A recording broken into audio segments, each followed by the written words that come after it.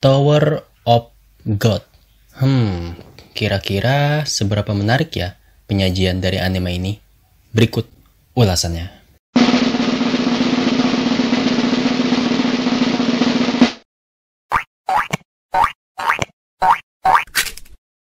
Borneo Otaku.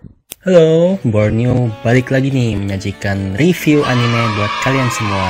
Nah, kali ini kita akan membahas anime yang berjudul Kami no To atau yang dikenal juga dengan sebutan Tower of God. Jadi anime ini total episodenya adalah 13 episode nih, tayang selama musim Spring 2020.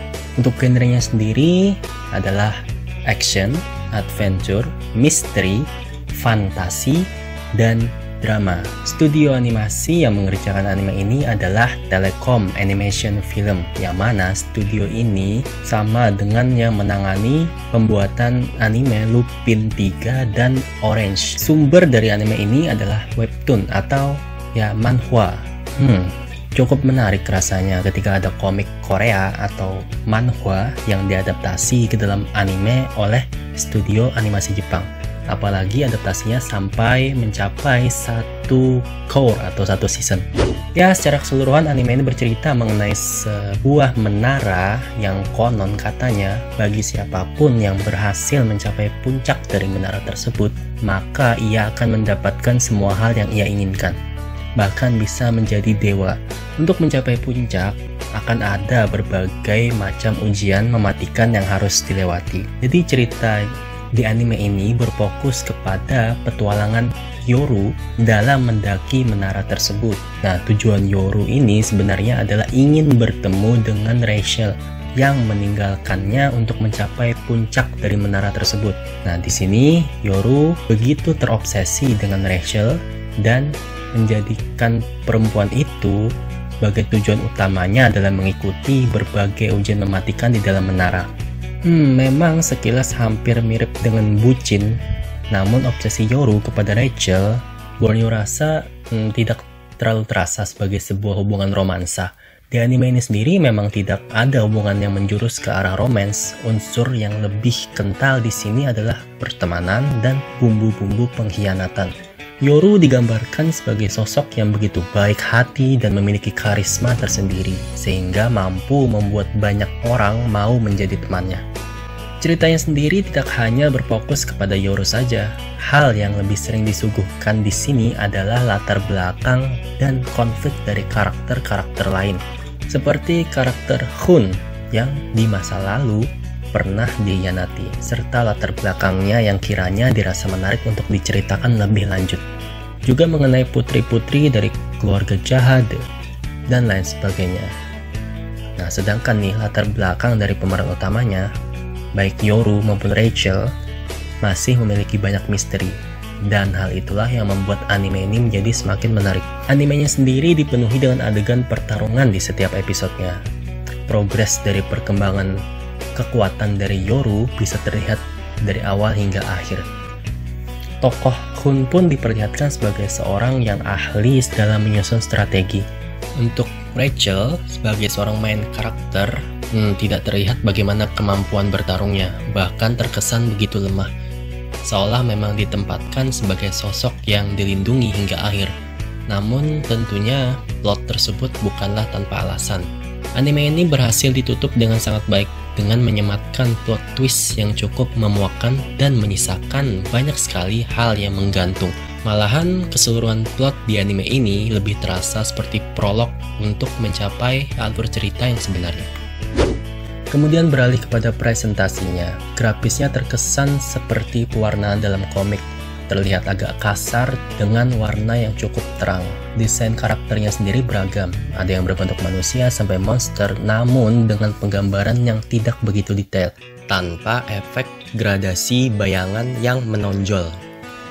Tampilan pemeran perempuannya pun sederhana, meski begitu mayoritasnya tetap terlihat manis. Adegan pertarungannya pun disuguhkan dengan mulus, gerakan frame per frame-nya terlihat rapi.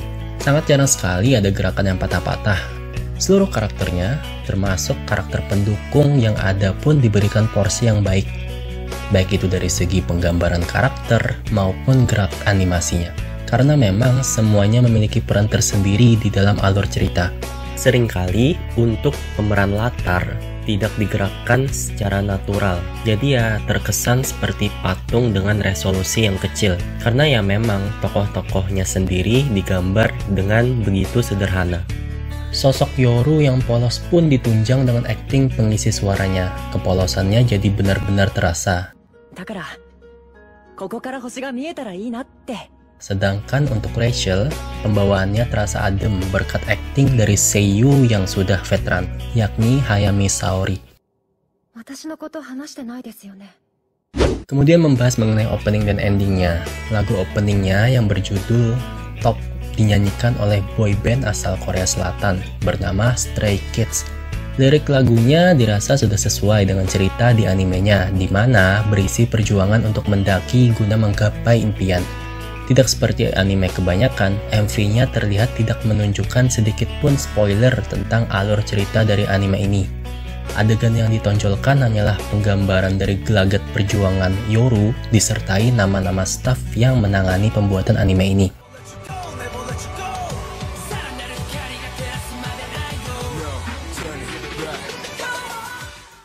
Lagu endingnya pun juga dinyanyikan oleh Stray Kids dengan judul Slum. MV-nya memperlihatkan Rachel yang berbaring dengan beberapa luka di tubuhnya, sampai akhirnya ada cahaya yang muncul dan membuatnya tersenyum. Jika dikaitkan dengan lirik lagunya, MV-nya seolah ingin menyampaikan rasa ketakutan akan kesendirian yang dirasakan oleh Rachel. Jika berkaca pada awal-awal episode di anime ini, yang terbayangkan merasakan kesendirian tersebut mungkin adalah Yoru. Namun seiring dengan mengikuti alur cerita, justru memang lagu ending ini lebih cocok untuk ditujukan sebagai curahan hati Rachel.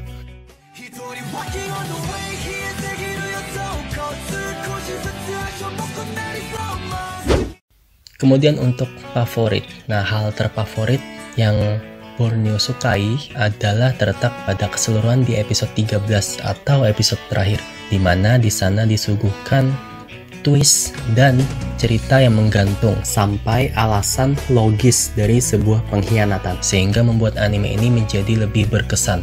Sedangkan untuk karakter favorit, di sini Borneo suka dengan Yuri jahat. Meskipun hanya dominan muncul di awal dan akhir-akhir episode, sifatnya yang judes, tatapan yang tajam, kekuatannya yang overpower, dan desain karakternya yang kawaii membuat penilaian Borneo pribadi pada dirinya memiliki nilai yang plus.